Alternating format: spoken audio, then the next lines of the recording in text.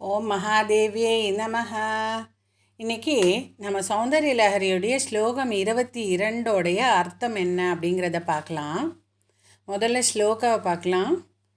பவானித்வம் தாசே மயி விதர திருஷ்டிம் சகருணாம் இதி ஸ்தோத்தும் வாஞ்சன் கதயதி பவானித்வமிதியஹ ததைவத்வம் தஸ்மை திசசி நிஜ சாயோஜ்ய பதவீம் முகுந்த பிரம்மேந்திர ஸ்புடமகுட நீராஜித பதாம்.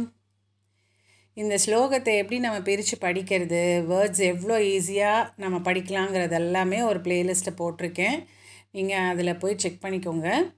இப்போ இதனுடைய அர்த்தம் என்ன அப்படிங்கிறத பார்க்கலாம். இதில் பவானி அப்படிங்கிற வார்த்தையினுடைய அர்த்தத்தை சொல்லிடுறேன். பவன் அப்படின்னா ருத்ரன், அதாவது சிவனை சொல்கிறாங்க. இந்த பவன் அப்படிங்கிற சிவனாகிய அவருடைய பத்னி அப்படின்னு அர்த்தம். பவானி அப்படிங்கிறது பவனுடைய பத்னி பவானி அப்படின்னு அம்பாளை அழைக்கிறாங்க. ஹே பவானி, தாசே மயி, நான் உனது அடியவன்.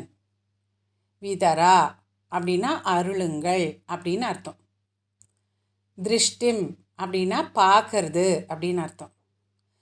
கருணாம், கருணாம்ங்கிறதுலேயே உங்களுக்கு தெரியும், கருணமயமான அப்படின்னு இல்லையா, இரக்கமுள்ள அப்படின்னு அர்த்தம்.